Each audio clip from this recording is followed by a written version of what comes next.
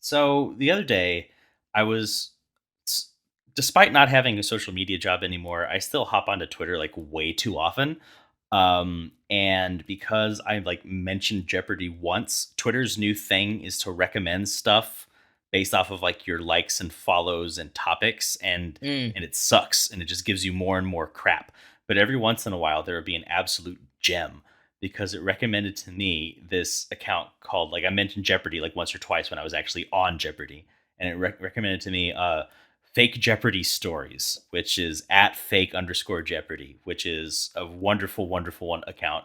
Because what it does is it takes those little intro blurbs that every Jeopardy contestant does and riffs on them, and just like totally knocks on each contestant like an insult comic. It's amazing. Of course, me being a little bit of a narcissist, I will admit this, I had to look up mine, and I found this delightful gem, which took. I talked about this podcast during my introduction. Which is amazing. We got primetime network TV advertising. Yeah, we also got a confused okay from Ken Jennings. Yeah, you confused Ken Jennings. That is quite the feat. I stumped the stumper. But if we can maybe link this in the episode description, but it shows the picture of the three of us, and my like riffed on quote is, I host a podcast about toxic masculinity, and we haven't interviewed one woman during its entire run. Oops. Granted, in our defense, this is episode like, I don't know, 6. I haven't been counting. So 8, but I also 8. thought we had less episodes. I think it's because they're few and far between, and also they feel just so much like our regular conversations that we can't really differentiate what we did and did not record. So that is true. I chalk that up as a win. So yeah, that's all to say. We're working on it. Well, yeah, I mean, yeah, I think when we were originally like planning out the show and talking about it, we were like, we specifically only wanted to maybe have men on, or like, masculine leaning folks. But I don't know, that was just sort of like once I saw that tweet, I started being like, yeah, that would be a good perspective to have. But I feel like, one, where you don't just talk about toxic masculinity, that's not the whole point. But two, I think there's a very different thing. Like having two men talking about toxic masculinity and not talking to any women is very different than like a bunch of old men convening to discuss women's rights. Pretty much. Like there's a difference there.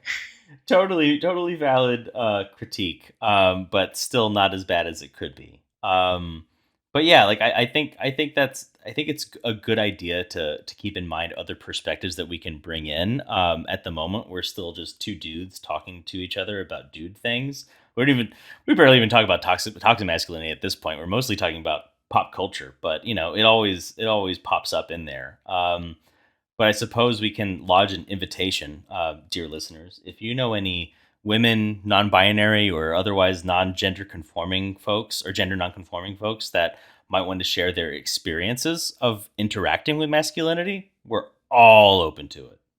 Yeah, definitely. Especially because we produce so many episodes of this show, and have had guests before.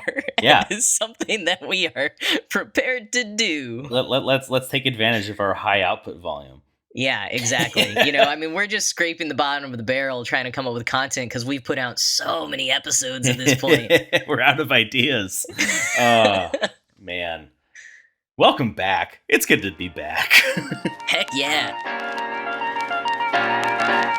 Hello, and welcome to Everything's Bigger, a podcast about masculinity for dudes of all genders who ask why.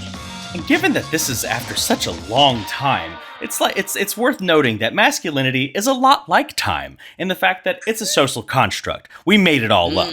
We ascribed it to stuff that doesn't care about what we think about it, yet it doesn't make it any less real. I love that. Well, I'm Jackson Bird. And I'm Bo Méndez. And today we are talking about... That was my drum roll. Love it. It is time for Short King Spring. Short King Spring. Yeah, I like that.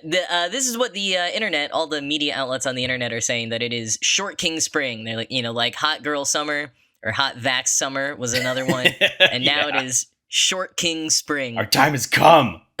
Finally, uh, surprisingly, as two people with a podcast about overthinking things, we are not just overjoyed. We've got some more thoughts on it as two short men, short kings.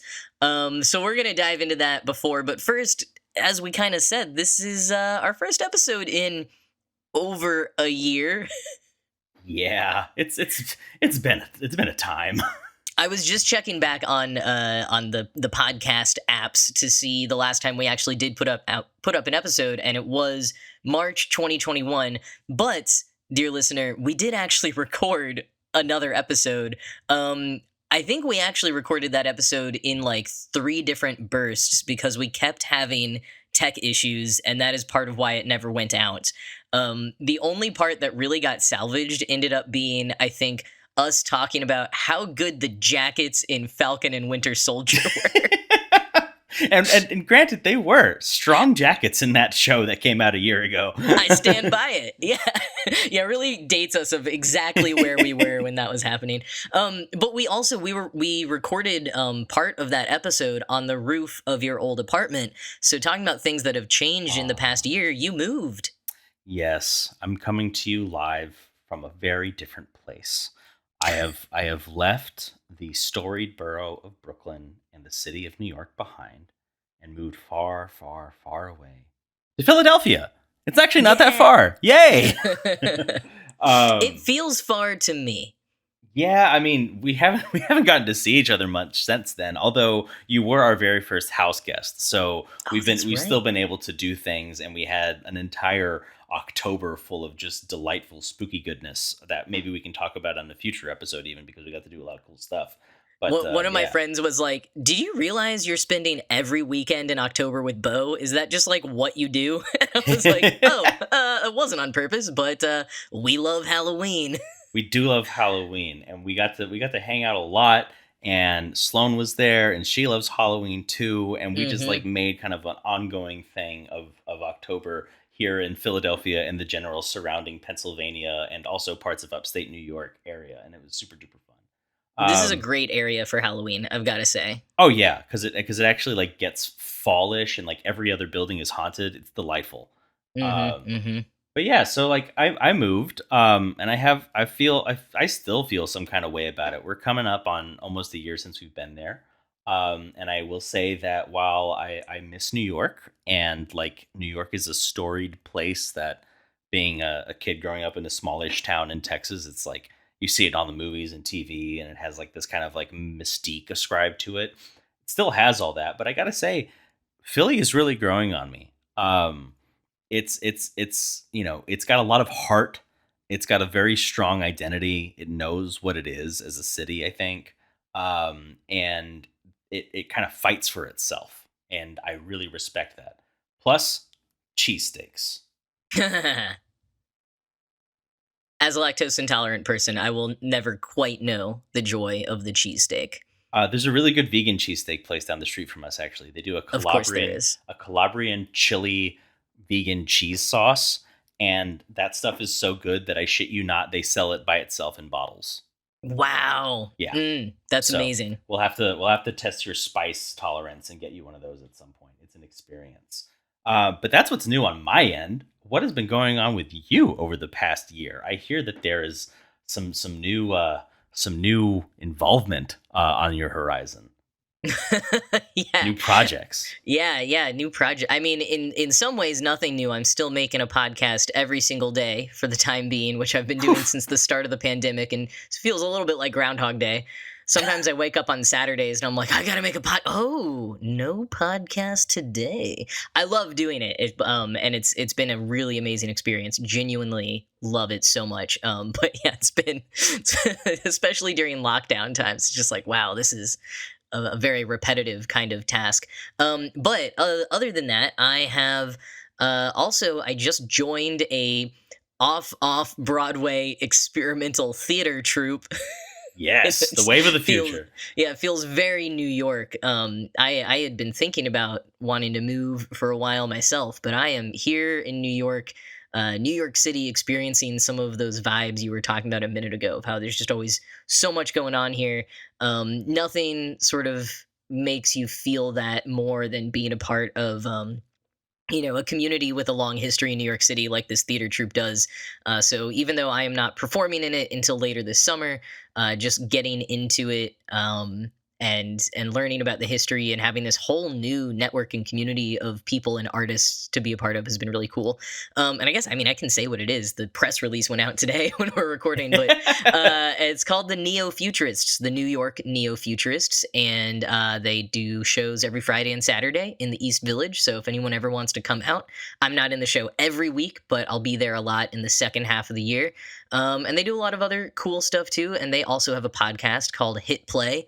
So if you want to get a sense of what it's about, but you're not coming to New York City anytime, you should check out the podcast, which I might be on at some point too. Ooh, the little teaser action. That's awesome. For our etymologically inclined friends, neo means new. Futurist refers to one who believes in a future, which is a time that exists beyond the current point of time in which we are in, which at this point may or may not actually happen. Yeah, I've taken to referring to time on my daily podcast, The Cool Stuff Ride Home, by being like, time, if you still subscribe to that. So I was really vibing with your description of like masculinity as a social construct as compared to time, which is also a social construct. Yeah. Because, I feel like for the past 2 years, everyone has just been like, what time? What is we know time? time happens, but the fact that it's 24 hours in a day, why isn't it 25? Why didn't we go base 10? Like, it's terrible. Base 10 is great. Actually, you know what? I most like base 12. For counting and stuff. Okay. But well, yeah, because there are answers to your rhetorical questions you just asked, but the point in asking them is the fact that there was a decision made at some point, and yes, at many various points throughout time. At we made these decisions. The Time Lords met in the Council of Time and decided to impose their temporal imperialism on the rest of us. By the way, before we move on, I want to say I'm so glad that you mentioned the podcast, because the other podcast that you host, I was like, is he going to plug it? Is he going to plug it? That's the cool. What is it? Cool. What is it called now? Cool Stuff Ride Home. Cool Stuff Ride Home. Yeah, we're eternally changing our name. It's very helpful for search and discovery. Well, it's all about you're discovering new things, and sometimes the thing you discover is yourself and your identity as a podcast. Oh, wow. But I can't recommend it enough, because Jack goes down. You know how like you're at work and you're not super interested in doing your actual job, so you find yourself going down a rabbit hole, and you started by looking up the sandwich that you ate for lunch, and next thing you know, you're finding out what led to certain development in like rifle ammunitions in the 1800s or something like that. That's the podcast. Jack will just go down those wild rabbit holes for you and find out cool stuff that relates to current events. And while most of current events is, I don't know, terrible, every once in a while there's something that's actually really fascinating, and so he'll share that story with you to remind you that maybe there's a reason to keep on going, and that there's fascinating things still happening in this world. So if you're not listening to our podcast, you should be listening to that one. Wow, man, thank you for that. That was great. And also, I might need to like clip that little bit of this recording to use for our targeted advertising we're trying to do. Because that was way better than any way I've tried to describe it in ads. I'll send you a rate sheet for my voiceover talents. Right, yeah, you'll have to send me an invoice. Yeah. But yeah, that's just a little tidbit of what's new with us, because it's been a while, and we haven't even gotten to catch up, the two of us, that much. So yeah, as we learn more about what's going on in each other's lives, which is just like a super duper awesome friendship thing, we'll share some of that here. But with that little recap done, what say you and I launch into the nitty gritty, meaty feety of this episode? Yeah, I mean, I think. Sorry, that one really got me.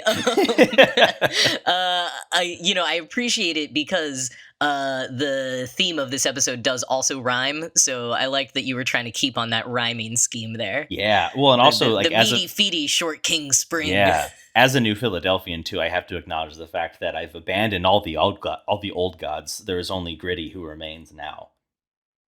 Yeah, I did notice that you threw Gritty in there. Oh yes, Gritty, the because all powerful. yes, because Gritty has thrown themselves into me. Uh, much like if you've ever read anything about like Santeria or voodoo rituals, like when folks do practice those syncretic religions, they call down spirits who like take possession of them, but not in like a demonic way. Like the human becomes the vessel, the channel for the divine. As a new Philadelphian, there are times where I am the channel for Gritty, and those are the times when I am most in tune with the nature of this city, which is well-meaning chaos. Wow. That's how I can like good-natured, look out for one another, but chaotic. Hmm. You know, Gritty is very tall. That's all right. Well, I guess that means that we can't say that Gritty is a short short regent. Short regent. I've actually never seen Gritty in person, which I is feel like I've seen some photos where I was just like, "Oh wow, very large mascot." I mean, I saw Gritty's nudes. Gritty posed like the French girls for an artist. In one of my friend's bathrooms, they have up like it's in the bathroom in front of the toilet. They have up a shot of Gritty streaking across. I guess it's across the ice, but they like laid out a rubber thing for Gritty to run across, and so Gritty is just running around, naked. I'm doing quote fingers because Gritty's a costume, being chased by security guys, and it's splendid. So but yes, I do think that your assessment is correct. Gritty is in fact tall. So as much as I love Gritty, we're going to pivot away from talking about Gritty because tall people have had their time. The towers among us, the basketball players, the perfectly shaped models, the flight attendants, because apparently there's a height requirement to be a flight attendant. Wait, really? I heard about this once. It was from this woman who got like that surgery where they break your legs and then extend them Oh yeah. in order to meet this height requirement. So not her. she she had to suffer for it, but the folks who are naturally tall. Oh, I see. Yeah, we don't curse her, but curse the people who are naturally tall. Is where you're going with this. Okay, yeah. They've had their time. Now is our time. Now is Short King Spring. And so why don't you play us in? Paint us a word picture. What does that mean?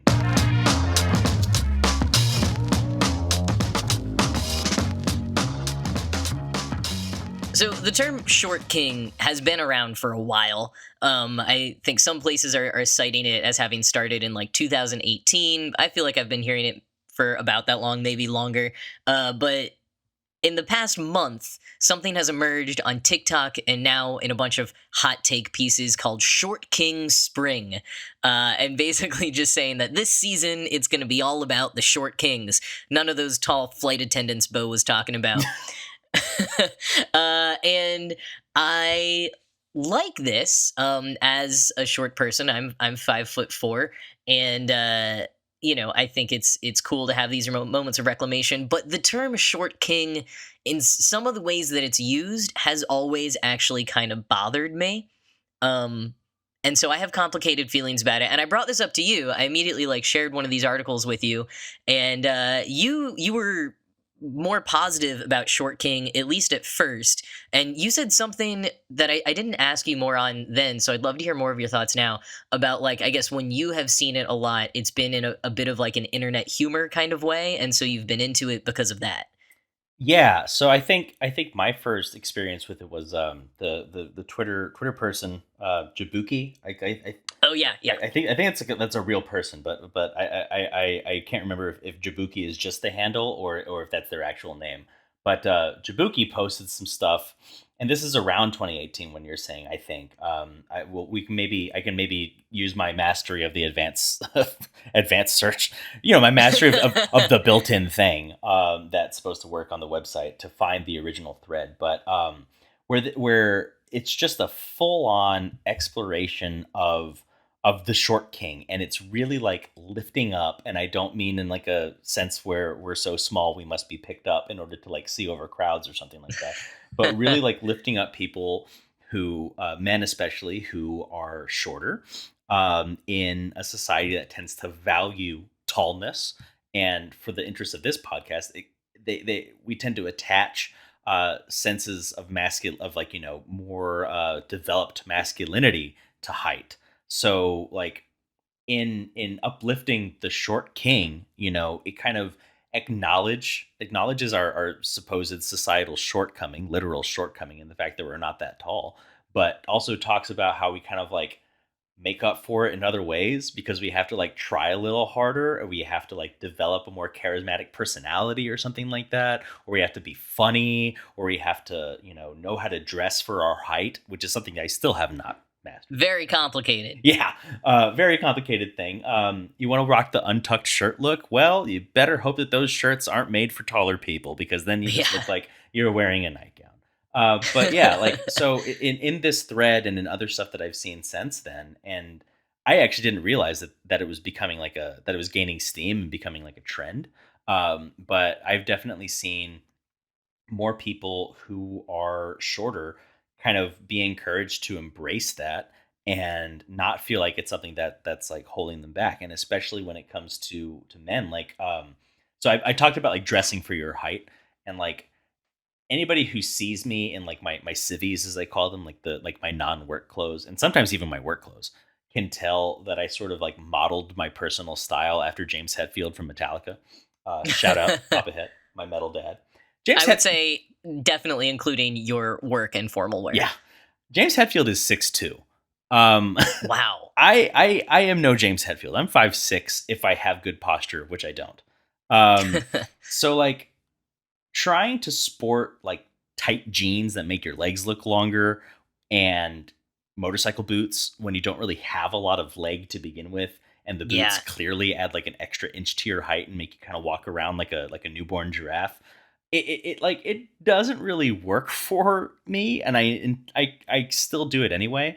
But the whole short king idea, I feel like it encourages of somebody like me perhaps to maybe not try to aspire to someone who, by winning the genetic, not even winning, but by receiving a genetic a hand in the genetic poker dealing, is taller, and instead try to like be happier being me. And so like that's what I see in short kings. And then also it extends into like relationships where if you have a partner who is taller than you, but they refer to you as their short king, like it kind of feels like it's like the goth GF thing that you'll see on like different tweets and memes and that sort of stuff, where you know maybe there's kind of a weirdness where you're like being fetishized, but if you push that to the side, you're being valued for this thing that lots of people will like bully you for, or clothing will not really be made for, or the people that you see in movies and TV will not be idealizing. And it's nice to see this momentum behind, not just encouraging short people to feel nice, to feel good about being short, but also encouraging people who love short people to love them for their shortness as opposed to in spite of it. Yeah, I mean, that is all the reasons I also like it.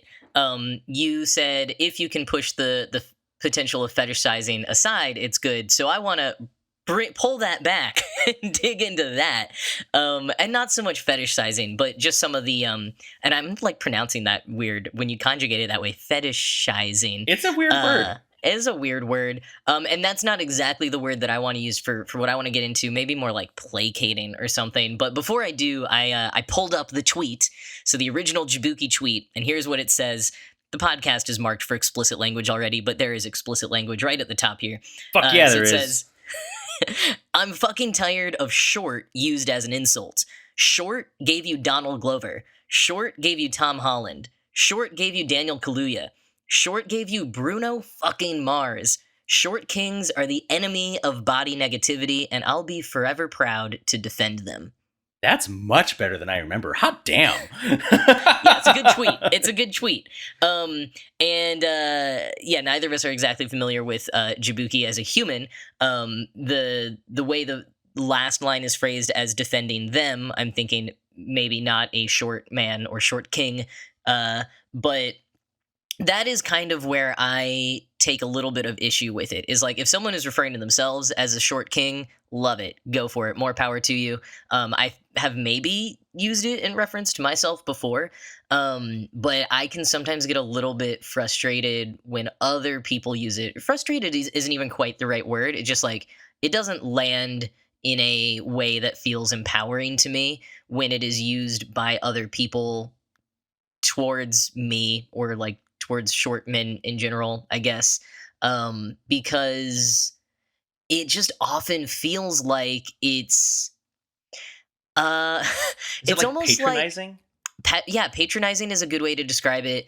Um, I don't want to say that these things are equivalent at all, but it feels a little bit like when you call a disabled person inspiring or like a trans person brave, Oh, and it's yeah, like yeah. yeah, it feels like we're maybe reaching over a little too much here and like making it like too positive and twee without like recognizing like some of the baggage that you were talking about that comes with being a short man in a society that devalues short men in some way.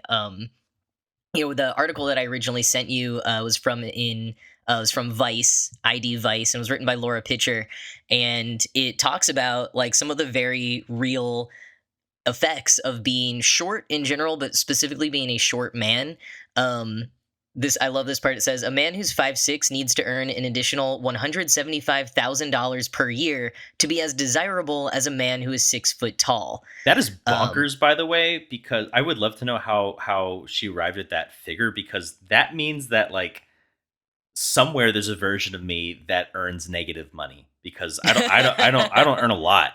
So like, that was based on a 2006 study from the University of Chicago Department of Economics called "What Makes You Click: Mate Preferences and Matching Outcomes in Online Dating." So fascinating. that was a legit study. And that's I think dating apps especially is one of the places where this has become particularly contentious. There's all kinds of people who will put things in their profile about like under 6 foot need not apply, basically. And that's part of why we've seen the short king sort of movement and short king spring coming back, because I think people are fighting back against that, which I think is good. I love that. I love everything that you were saying about let's try to break down these like biases and weird prejudices against people based on their height, and especially like the different ways that it can be deployed against men, and like short men not being as attractive or seen as confident or successful and all those kinds of things. That's just like totally stupid. So I do like all of that, but yeah, I sometimes can't get over how it feels a bit patronizing. And I think for me, where some of that comes out, and like one reason I might be a little bit sensitive to that is particularly being trans. Um, Especially over the last several years as like trans visibility has grown in a lot of online spaces. Sometimes trans men and trans masculine people can be like almost like infantilized in a lot of ways. There's a lot of the like ooh, like soft boy kind of stuff, and it's like for any trans man or trans masculine person for which that is true, that's awesome. Love it. Love a more feminine man or like masculine person who also is very feminine. Like love all of that, but like it can sometimes be really hard to find people who are treating trans men as like the men that we are of the age that we are. Like it seems like the way that a lot of people have to like process accepting us is by viewing us as some kind of like man light or like Mm, boys and like soft boys and like all that kind of thing. And so sometimes like short king feels very wrapped up in all of that to me. yeah, And so I think that's why I particularly am like clearly a bit emotional about my reaction to it sometimes. it's like branding you a diet dude.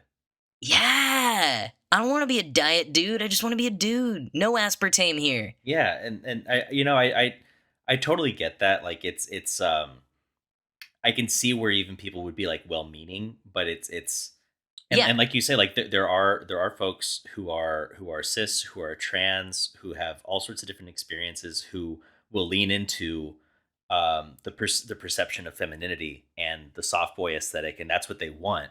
But yeah, like great. when people ascribe that to you and they're not meeting you on your terms, that's it can piss anybody off. To be put in a box that you're not trying to be put into.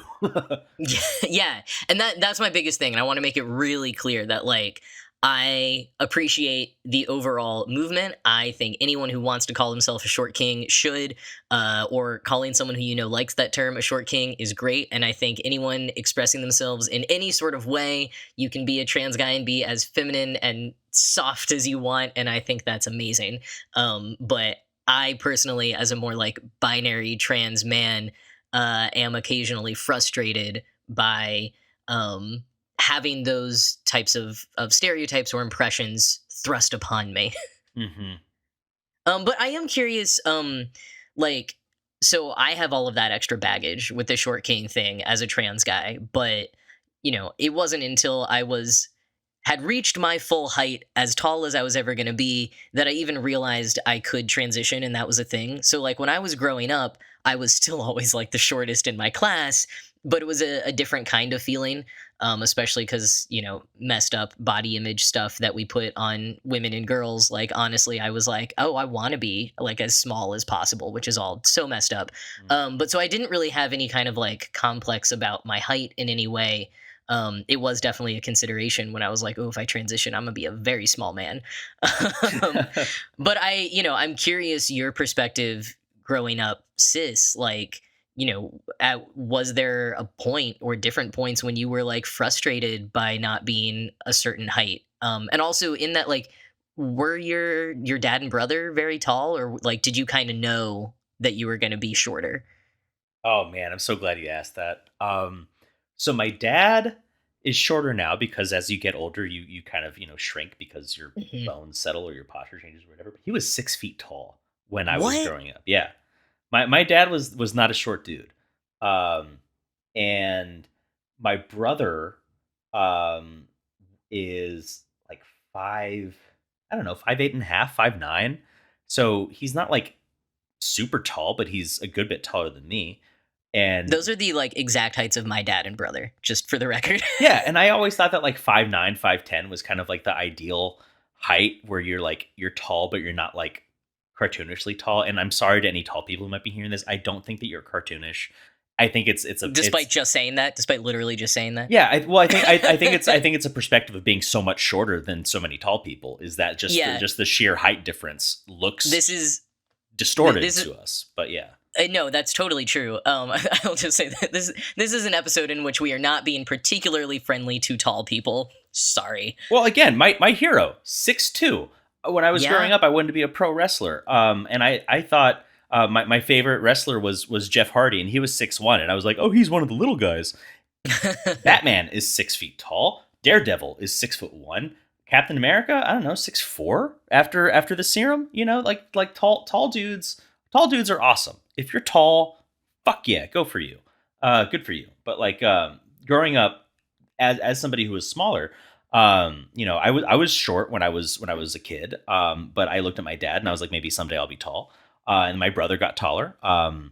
And like I got picked on a lot for being small. I was because I was not only short, I was also like slight for a lot of my childhood. Like I just didn't take up a lot of space. Um, it's kind of funny that you ask though about like what my experience growing up was because I remember distinctly in sixth grade I got my growth spurt a little bit before some of my other friends did. So I went from being like 4'11" to being like 5'4" in a couple of weeks because it happened Whoa. very quickly. And Oh, sore it bones. was very painful. But Yeah. like it was actually kind of hilarious because like I spurted up. I was skinny but lean, and like I remember this kid who had picked on me like picked a fight with me after this, and I didn't kick his ass, but I won the fight. So like I had this like short period of feeling the power of being a taller guy, and then everybody else got their growth spurt, and I was short again. It was hilarious. And then I stayed that height. And I kept on looking at my brother, thinking like maybe I'll get a little bit taller, and looking at my dad, thinking maybe I'll get a little taller, and then looking at my mom, who's 5'1", and she would just be like, "Hey, man, I'm sorry." So yeah, I've got some feelings about it. And then reading this article that you sent over, that was the first time like I had thought it in my head, this idea of a dysphoria, but Mm, I've seen it so much in the sense of like, body image in terms of weight, or what a person's experience regarding their gender identity is. And so I was like, I'm just a short guy. Like that's not dysphoria. Like there's again genetic crapshoot. Some people are tall, some people aren't. yeah. That it is what it is. And but to see it actually written out, and to hear other people like talking about, like, it's not just that people picked on you for being short. It's that you always thought that you would be taller, and so you tried to carry the confidence of, like, not even the confidence, because like, sorry, I'm kind of tripping over this, but like, you shouldn't have to be tall to be confident. I feel like that's something that Hmm. society ascribes to people. So it's not even that you want to have the confidence of a tall person, but rather that you want to have the confidence that that society imagines that a tall person would have. So like, it's kind of like it's an aspirational thing, that then you look at yourself in a mirror, or against a wall, or next to a taller peer, and you're like, oh cool, I'm just never going to be there. And it can be a bit of a bummer. But I think that's why I like the short king thing. I totally understand Hmm. your critique of it though. Like, I want to be, I want someone to look at me and be like, hey, you do you, short king, like in an Hmm. empowering sense. I don't want somebody to be like, oh, who's a cute little short king. Yeah. Like, it's totally different deliveries. So I definitely, I recognize that it has its downsides, and there is baggage associated with it. But for me personally, as somebody who looked up to people, literally, I keep on hitting these dumb Yeah. You're puns. just full of Yeah, these. but as somebody who looked up to people who were on the taller side, in my and like, again, there's a cultural element to the people that we put in the spotlight, and the people that we value, Mm. the tall superheroes, the tall, again, for me, pro wrestling was a thing I was super into. And seeing The Rock is 6'5" and being like, yeah, I could do that. Like, no, that's a hard height to reach for a lot of people, bro. Yeah. Or again, James Hetfield from Metallica. Great thing to learn is that everybody else in Metallica is short, uh, or shorter. So there. I think that you kind of grow up with an idea in your head, and you kind of don't reach it. And but I will end, and there, for me at least, there's an added component where, being Hispanic, being Mexican American, we're not known for our height. Like, when I was into pro wrestling, and I still kind of am. I was also into like lucha libre, and so I would look at the luchadors, and not only were a lot of them, they had different body types, like they weren't ripped. They had that like traditional wrestler build where like they're a little bit meatier, but they still look strong. They're kind of stocky. They also tended to be pretty short. There's a couple of guys like Tinieblas, he's tall, but a lot of the other Mexican luchadores were, a bit more average height. And so I think that there's an added dimension, being Mexican American, where, um, I'm not asking for a lot, I guess, in terms of height. I learned pretty early on that I wasn't going to be 6'5" or 6'3" or something like that, but like, 5'9". That's well within our reach. Um, and it reminds me of, there's a gag in Once Upon a Time in Mexico, where Cheech is describing Antonio Banderas' character, and he's telling a story about him getting into a bar fight, and he's like, everybody tells me that the tallest Mexican they ever seen walks in, and he's 5'9", 5'10", and I was like, yeah, that's tall for us. Yeah. So there's a whole extra dimension there. But being Yeah. five Oh, go ahead. six, I'm just saying, being 5'6" means that I still kind of like came in under the bar, but it's something that I'm learning every day a little bit more to be okay with. Yeah, no, I love that, and I'm glad you brought that up because I mean, one thing I was gonna ask was like, particularly like being Hispanic, and you grew up like your school was predominantly white, right? Yes. Yeah, and so I was wondering if there was that kind of like tension of like you maybe knew that you weren't going to be like super tall, but you would still get like picked on in some way, and I don't know. Oh yeah, I was being picked on for being short, like up through like sophomore year of high school. Dang. So it was definitely a thing. And like there were definitely a lot of like taller, kind of corn-fed looking country white boys. Right. So it was definitely that's part of my experience. I mean, that's a great thing about living in urban areas is there's so many people from so many different backgrounds. I don't feel that short too often. Like it's very common to be in a space in New York City and not be the shortest man in the room because there's just like people from so many different like ethnicities and backgrounds and stuff. And like Absolutely. that's a cool feeling. I like that. Yeah, and that's something that I've experienced as well, and it does kind of make you feel less alone. Yes. And I'm glad you said that because I wanted to pick up on something else that you had said about another positive to Short King as a term and like Short King Spring, which is it kind of has brought out a lot of men talking about how they feel about being short and what their experiences were. So a lot of like what you were just sharing about how you felt growing up and thinking you would be taller and all that sort of stuff, like having an opportunity to hear that from so many other guys has been really cool. Like in the article that we mentioned, and we'll link in the show notes, they interviewed two other trans guys, and like I talked to trans guys a lot, but it was still like really validating to hear their perspectives. And I think in any case like this, getting to hear other people's stories and maybe have them resonate with you a little bit is really cool. So that's a huge positive. Oh yeah, anytime you can feel seen Hmm. and feel like you're less alone, I think that's definitely one of the upsides of Short King Spring. That is the side of Short King Spring that I like, and the thing that bothers me, I think sometimes, is when it does come off in that way where I almost feel embarrassed when someone says it about me. And it's because I think sometimes that like over eagerness to reclaim on behalf of someone else, and what we were talking about of sort of like putting this term on other people, um, it doesn't do enough to acknowledge all of those emotions and feelings that people have behind it. Those stories that we were just talking about that are so important.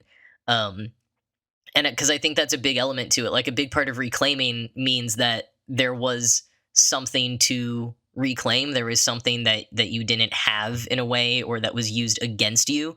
And sometimes I feel like the way that Short King Spring is used, like, just doesn't fully acknowledge the weight of that.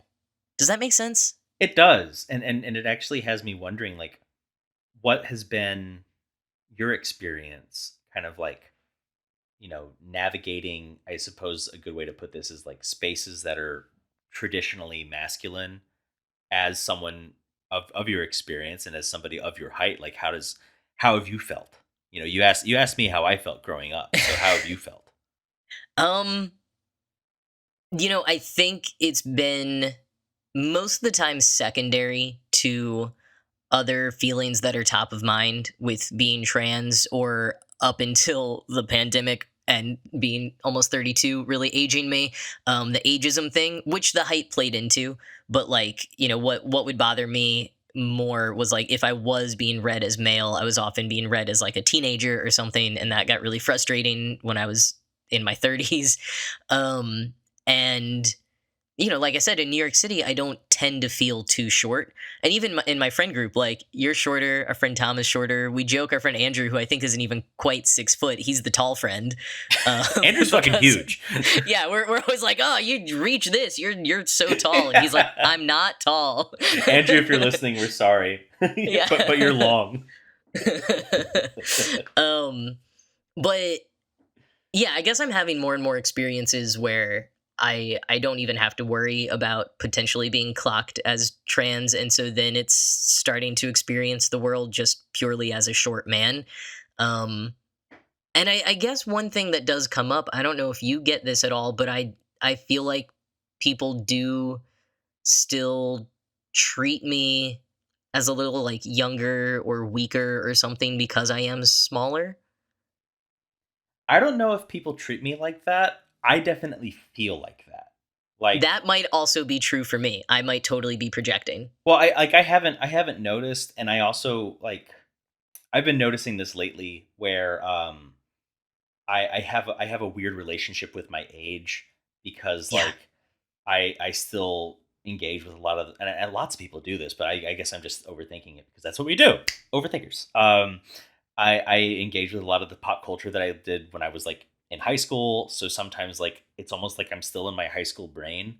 But then at this job that I recently started, I have people that like report to me, and I find myself like talking like old man Bo. So it kind Mhm. of like has this weird interaction with my age. But then like when I'm walking to work or walking around outside, and especially if I'm wearing a backpack and I catch my Oh, yeah. reflection in the window, I feel like I look like a 10-year old. And so it has this there is a weird thing where sometimes I feel like I'm stuck as a kid, mentally, physically. Other times I feel like I am an old guy in a kid body, and other times it's like again time, social construct that it is. I can kind of feel it bending around me in weird sorts of ways because of my my perception of myself, where I am in time, but also what my physical presence is like. Like there have been times where I have blended in with crowds of middle schoolers because I happen to be about the same size. I'm wearing something that kind of looks like a school uniform, and and I have a backpack on. Yeah. Oh, yeah. Anytime I'm like walking, by a school in the city, I hate when I accidentally walk by when like class has just gotten out and I've got my backpack on. I'm like, man, some teacher is going to yell at me for not being in the right place. Yeah. No, I totally feel that. Of like sometimes I feel too old for how young I look or young I can be perceived to be at times. Hmm. And then other times I'm like, why is my body aging without me? I'm still young. Yeah, it's like a whole Benjamin Button thing. Yeah. I was also just thinking the other day, this like only tangentially relates to height, really, but on this topic of sort of aging and perception of people who treat me as my age or older than them, whether actually or kind of in spirit, because I can't act like an old man sometimes. Um, I feel way more affirmed as a man in those moments versus people who treat me as if I'm younger, or who are just substantially older than me. I sometimes, well, maybe not as much that one, but people maybe who are similar in age to me and treat me like I'm younger. Uh, is like sort of a source of dysphoria in a way. Like it brings out my feelings of like inadequacy in gender Hmm. at times. I was just sort of like connecting those dots the other day, and I'm not entirely sure why that is, but it sounds like based on this episode, I have a lot to unpack about the ways that I think people are perceiving and treating me. I mean, that's something that I've experienced my own version of it too. It's like we kind of we have these and I think we've internalized them. Like I think what you're experiencing could be your own internalized version of societal expectations and the values that are ascribed to certain body types. So Yeah, like when people speak to you as if you're younger and you also happen to be shorter, it has this like double whammy of this infantilizing feeling. Um, yeah, and so it can be a little nasty. Uh, but I think for me at least to bring it back around to the topic, I think that's where the whole short king concept can kind of it's upending some of that, yeah, and like I'm glad that in the Jabuki tweet that you mentioned that there are so many people that are called out: Donald Glover, Tom Holland.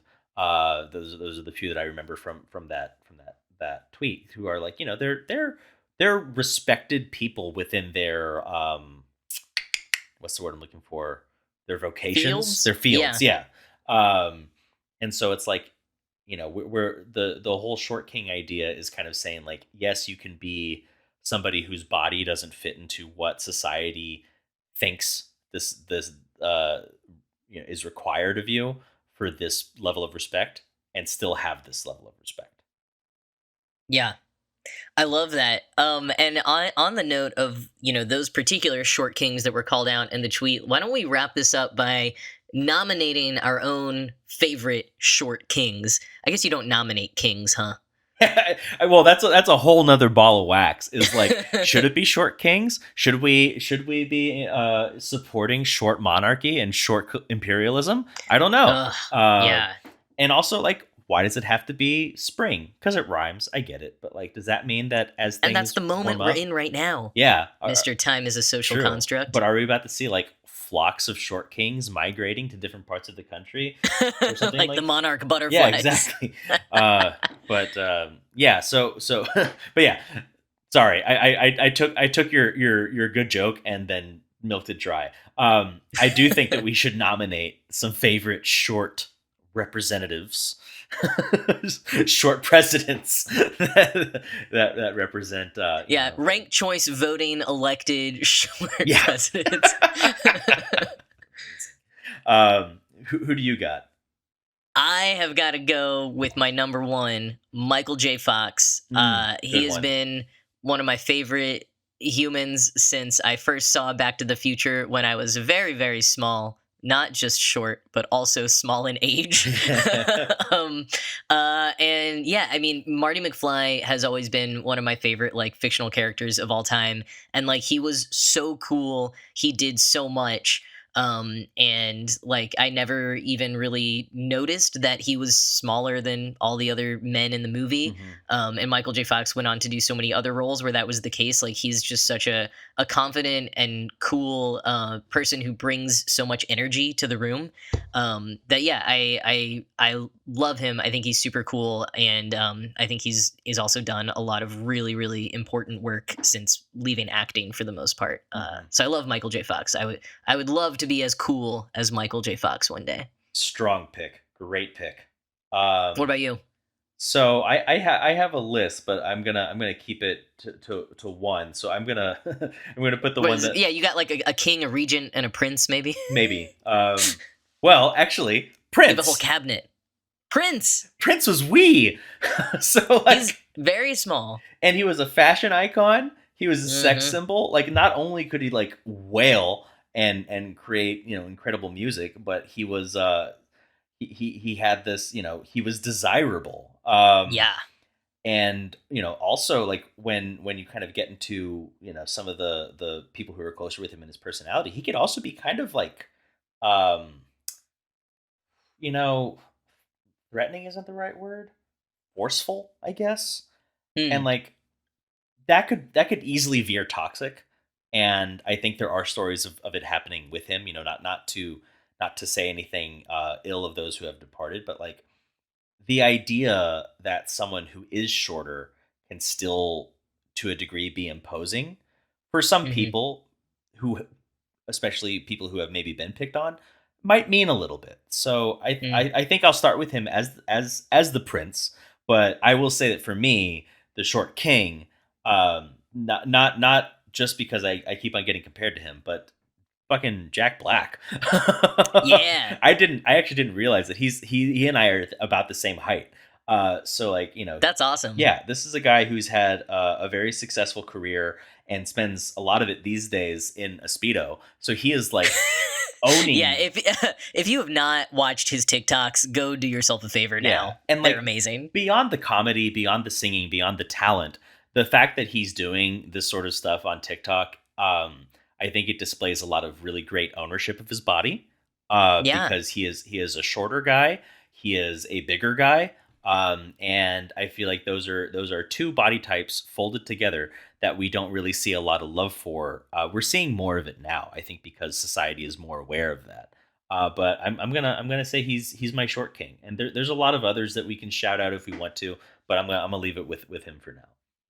I love it. Yeah, Jack Black is great. I think these were great picks. I love all of the short kings here, and I will just say because I know I have mostly been on the negative contrarian and as usual existential crisis side of the podcast, but I do just want to reiterate that in general, I do like the short king thing. I think that for any of the faults that I have perceived for the moment, it is still overall like one of those things where it is ultimately leading to good. And I think when we see things like this where we are challenging longstanding notions and biases, like there is always this like well-intentioned like contingent that doesn't like quite land what they're going for, but all the discussions that come around that help ultimately shift the tides in shift the sands I don't know in a positive direction. And I do love that like yeah, a lot more short men are feeling empowered and feeling confident and sexy off the back of some of these discussions, and so many people who are into men standing up and being like hell yeah, short kings. That's an awesome place to end that. That's a great sentiment. Thanks, man. Maybe Should we dive into our very mature just the tip now? yeah. And with that, here's a dick joke.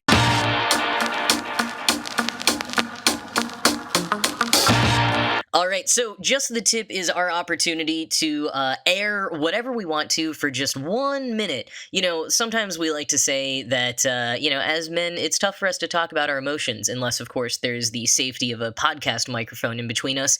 And so this is our opportunity for just 1 minute. Don't want to get too wild here.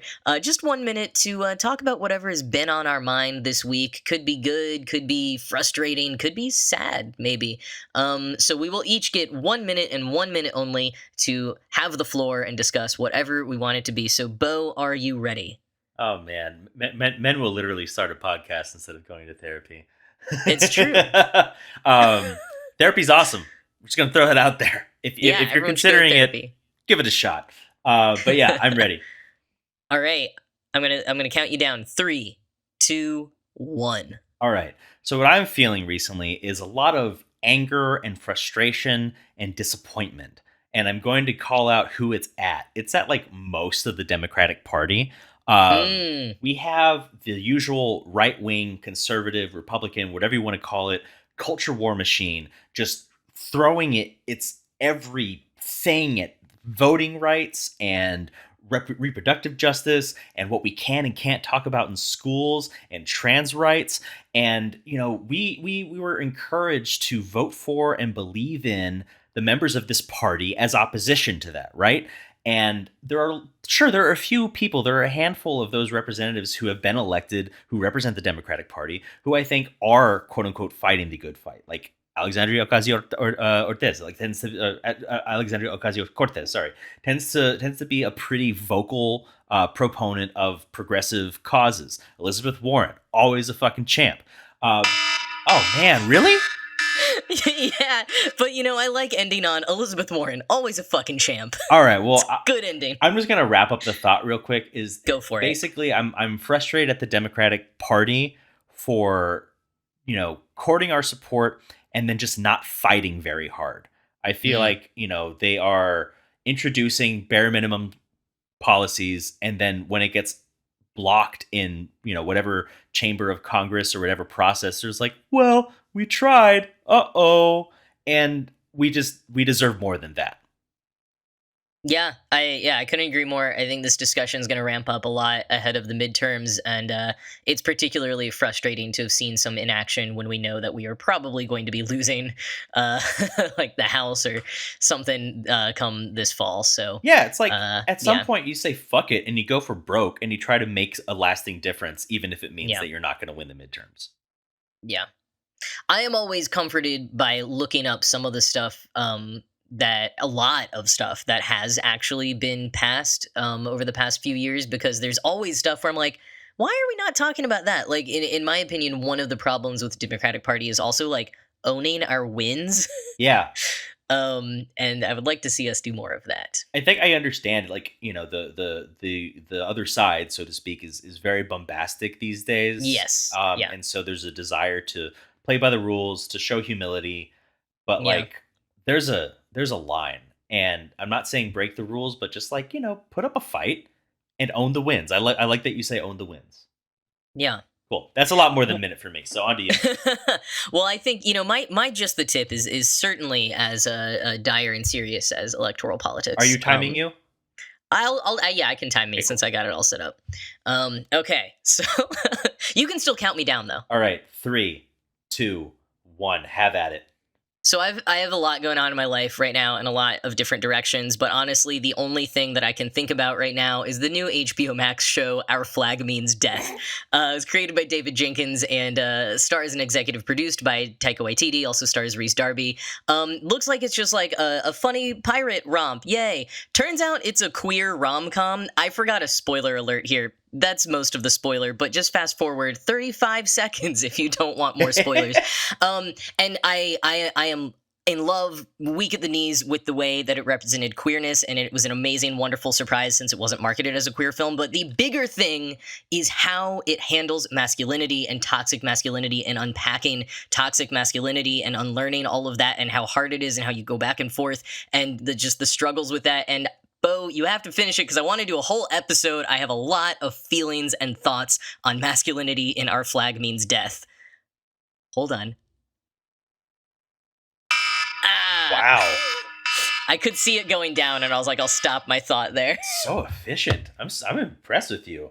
Wow, I that's had the awesome. advantage of seeing the timer go down. Yeah, I think I need to do that because that way I won't get tripped up on calling out particular people. Use my time more wisely. But anyway, that's great. That's awesome to hear. I have been watching it a little bit. I do enjoy it. I feel like it's starting to pick up. I'm like 2 episodes in. So I'm very curious to see where it goes. I like to say that I'm spoiler proof in that even if you tell me exact details of what the thing is, I'll still want to know how they got there.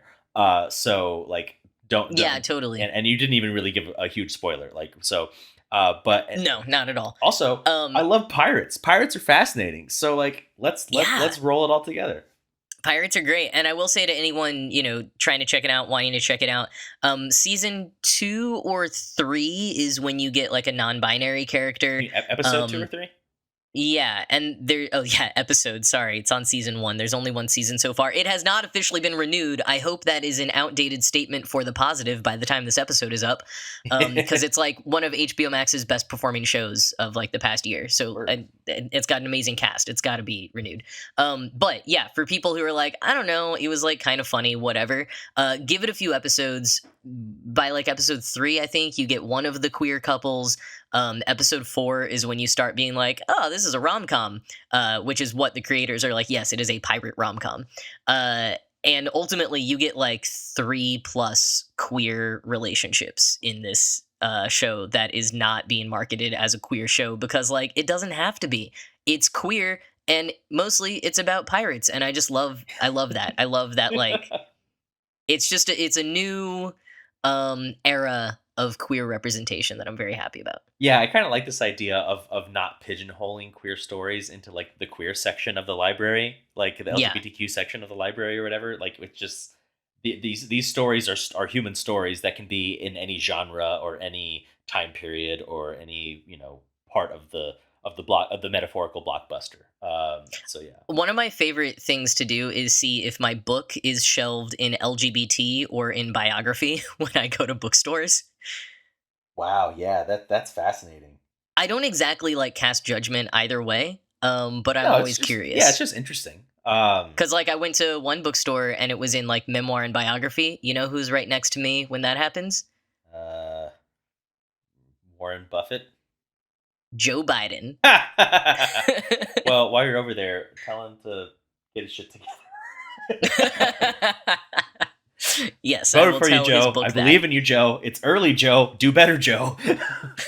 Anyway, no, but that is really cool, and yeah, I'm all for pirate stories. Also, Reese Darby is great. I could just hear him talk for a long time. Oh yeah, he's wonderful. He's so great, and he's so great in this show in particular. Steve Bonnet, real guy. Seedbot, yeah, and my roommate Allison has been going through a pirate phase for a while before this show even came out. So she had all the facts. It was like VH1 pop up video music videos of just like, this is true, they got this right, this was a little different, but this was true, and it's like, wow, so much of it was actually quite accurate. Awesome. So much of it based on real stuff, which is cool because like I'd sort of heard of Stede Bonnet here and there over the years, and always meant to learn more. But Stede Bonnet, the gentleman pirate, makes for good TV. Super awesome. All right, we should wrap this up because I could talk about this show forever, and I'm far past my 1 minute now. Well, that's kind of, I think that's how this segment really works. We vent for a minute, and then we unpack. Debrief. Yeah, we debrief. Yeah. That's a good word for it. But anyway, yeah, great talk. I don't. Good talk. Good. Yeah, go team. This is good. Yep. I keep on saying, like, it's good to be back. I'm not trying to put additional pressure to keep on to be at any point of regularity, but it's nice to be doing this, and I'm already looking forward to the next time whenever it happens. Yeah, and just for anyone listening to know, we would both love if we did this regularly, once a month, once a week. Heck, would be awesome. It's just getting our shit together with all of our very busy, ever-changing lives. But we love doing this show and love hearing from all of you, your reactions. Apologies again to any tall people we might have offended in this episode. But no, as soon as we saw the Short King Spring thing, we were like, we must make a podcast. Now is the time to return. It is Short King Spring, Indeed. And we shall emerge. It is our time. Your time will It's our come time. later. Hug a tall person. Hug a short person. Hug everyone. Yeah. Not everyone. Anyone who consensually would like to be hugged. Yeah, hug people who want to be hugged. Get some good consensual hugs in there. Exactly. Boom. I love it. Well, anyway, yeah, thank you all so much for listening. If you want, since we haven't done this podcast in a while, we could probably use a little help of a little boost getting on people's screens. So, you can always leave a rating and review on Apple Podcasts. That helps kind of push the podcast out there for search and discovery. Or, give us a follow on Twitter and Instagram at BiggerPod is what we are on those channels. Or, Bo, where can they send us an email if they want to write a bit more? You can send us suggestions, questions, curses, whatever you'd like, to our email box at everythingsbigger69 at gmail.com. Oh, by the way, I think that email might be hacked because I get a bunch of notifications about like job opportunities for somebody named Nicole. We're going to talk about that off mic at some point. We shall investigate that. So perhaps stick to the social media for now. Oh, I think your emails are safe. I just mean we have to comb through a bunch of junk email in order to find them. So we'll figure that out. Got it. But yeah, leave us reviews, follow us, follow the podcast on social media, email us if you'd like. And then you can also follow us individually. You can follow Jack at Jack is not a bird across platforms. And you can follow me on Twitter or Instagram at @L_enmascarabo. And we'll have links to all of that and the stuff we mentioned in the show notes. And yeah, Jack, thank you for taking the time. Don't sell yourself short. Oh, I like that. Thanks for taking the time with me too. I don't have a good zinger to end it with. Until next time, folks.